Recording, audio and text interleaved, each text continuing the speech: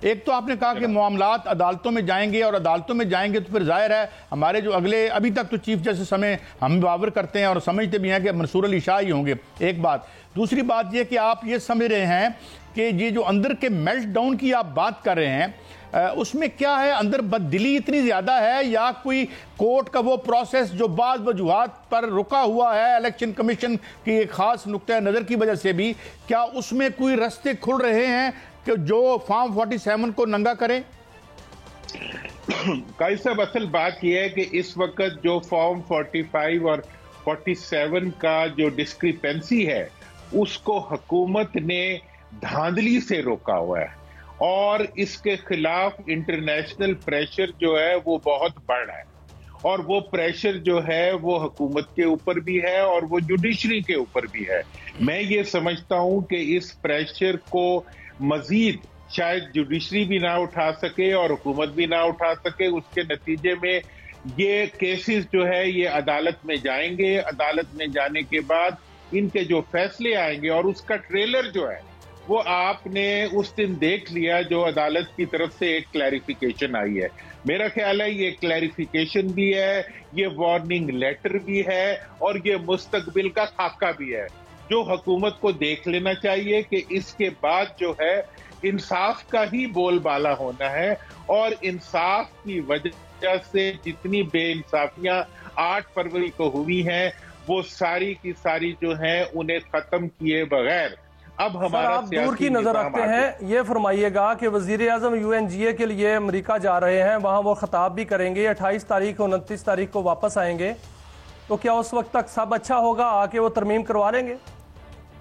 ویسے میرا جو تجربہ ہے نا UN کے وزٹ کا، وزیر اعظموں پہ بہت بھاری گزرتا ہے۔ ابھی میں کتنے وزیر اعظموں کی دکھاؤں خبریں جو کہ بس اس وزٹ کے بعد جو ہے وہ فارغ ہی ہو گئے۔ تو میں یہ سمجھتا ہوں کہ یہ جو وزٹ ہے یہ اس کا ایک اٹس ناٹ اے گڈ اومن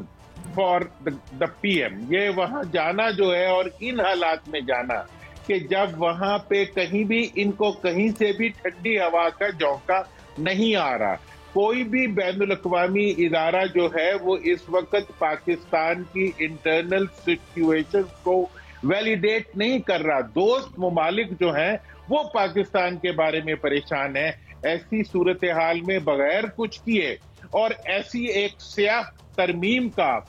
وہ چوگا پہن کے جب وہ پارلیمنٹ ادھر جائیں گے UN میں، تو میں سمجھتا ہوں کہ ان کو بہت زیادہ وہاں پہ مشکلات کا سامنا کرنا پڑے گا، اور پاکستانی جو سارے کے سارے دنیا بھر میں پھیلے ہوئے ہیں وہ خود جو ہے وہ ان کے بارے میں اچھی بات نہیں کرتے۔ جتنی وہاں پہ انٹرنیشنل ایٹماسفیئر ہے وہ اس حکومت کے بعد اور بالخصوص اس ترمیم کے ناکام حملے کے بعد، جو حقیقت میں یہ ترمیم نہیں تھی، یہ پارلیمنٹ کو نہیں پاکستان میں جمہوریت کو زمیں بوس کرنے کی ایک ایفرٹ تھی۔ اس ایفرٹ کے بعد دیکھیں آپ کی پیشگوئی سچ ثابت ہوئی، ستمبر تو ستمگر ہوا ہی، کیا آپ کو اکتوبر بھی بڑا مشکل نظر آ رہا ہے اس حکومت کے لیے؟ میرا تو یہ خیال ہے کہ یہ جو اس وقت چل رہا ہے، ان کا برا وقت جو ہے وہ 8 فروری سے چل رہا ہے، اور یہ اس وقت ایک اس پہ بیٹھے ہوئے سلائیڈ پہ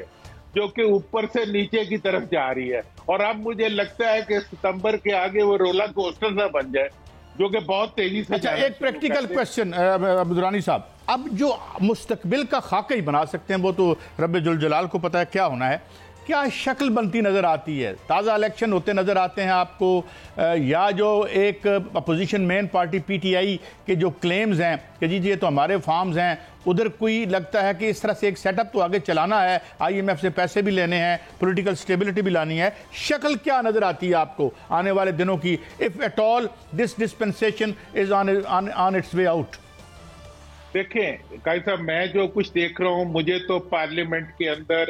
ان ہاؤس چینج نظر آ رہا ہے، ان ہاؤس چینج جو کہ چینج آف نمبرز کی وجہ سے آئے گا، جو کہ نئے لوگوں کے انڈکشن اور پرانے لوگوں کے فارغ ہونے کی وجہ سے آئے گا، اس کی وجہ سے ان ہاؤس چینج آئے گا، جس میں کہ مجھے PTI کی حکومت بنتی نظر آ رہی ہے کہ ان ہاؤس چینج کے نتیجے میں ایک ایسی حکومت بنے گی جو کہ پریڈومیننٹلی بائی ون پارٹی کے ممبرز کی زیادہ تعداد کی وجہ سے بنے گی. اور اس کے آگے میں یہ دیکھ رہا ہوں کہ پارلیمنٹ کے اندر ایک کنسنسس کی صورت دنیا بھی ڈیولپ کرائے گی, اور تمام پارٹیاں جب پارلیمنٹ میں انصاف آ جائے گا تو پی ٹی آئی کی پارٹی اور ان کی لیڈرشپ کا غصہ کم ہو جائے گا, اور اس کے ساتھ ساتھ جو ہے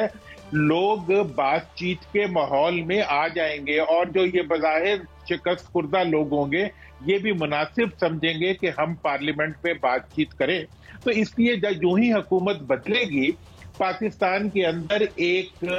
کولنگ ایفیکٹ پیدا ہوگا اور ایک کنسنسس. درانی صاحب میں معافی چاہتا ہوں, ایک اہم بات مجھ سے مس نہ ہو جائے, جو میں نے آپ کی بات سے میک آؤٹ کیا, آپ یہ بھی اندیا دے رہے ہیں کہ یہ سارا انیشیٹو پولیٹیکل پارٹیز کا تھا, اس کے پیچھے کوئی اور جو ہم کہتے ہیں اسٹیبلشمنٹ یا ان کا نہیں تھا, یہ انیشیٹو پی پی پی اور مسلم لیگ نون کا تھا سولی اس کانسٹیٹیوشنل امینڈمنٹ کے حوالے سے؟ قائد صاحب میرا تو اصل میں کلیم جو ہے 54 سال پرانا ہے. میں کہہ رہا ہوں پچھلے 54 سال سے جتنے بھی غیر آئینی اور غیر قانونی اور عوام دشمن اقدامات ہوئے ہیں ان میں یہ سب اکٹھے رہے ہیں,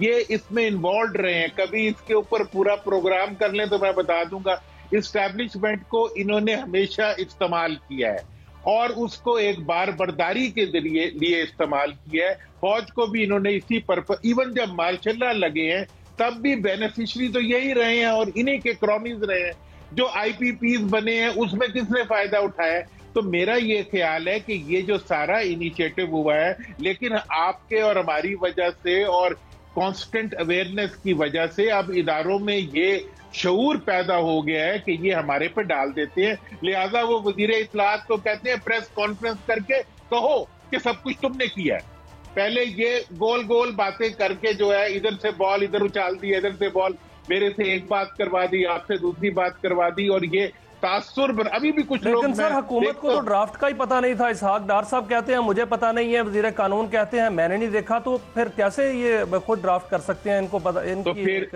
چال ہو سکتی ہے. اگر انہیں نہیں پتا نا اور یہ کہتے ہیں تو پھر انہیں چاہیے کہ ٹی وی پہ آ کے کہیں اور استعفیٰ دے دیں. میں ایسے چور کو نہیں مانتا. مال مسروقہ جس سے برآمد ہو, آپ مجھے بتائیں, آپ نے ڈرافٹ, آپ اتنے ماشاءاللہ بااثر ہیں, آپ نے ڈرافٹ لے لیا ہوگا, کس نے آپ کو ڈرافٹ دیا ہے؟ انہی سے ملا ہے نا پارلیمنٹ میں. میں نے, انہوں نے دیا ہے. اس کا مطلب ہے جس سے مال مسروقہ برآمد ہوگا, جس سے یہ امینڈمنٹ کے کاغذ برآمد ہوں گے, وہی اس کا خالق ہوگا. اگر وہ یہ کہتا ہے کہ میں خالق نہیں ہوں تو اس کا مطلب یہ ہے کہ دن دہاڑے رابری کر کے چوری کا مال لے کے جا رہے ہیں اور کہہ رہے ہیں کہ میں چور نہیں ہوں. یہی چور ہے. انہی کو چور کہیں گے تو مسئلہ حل ہوگا, اور انہی سے مال برآمد ہوا ہے.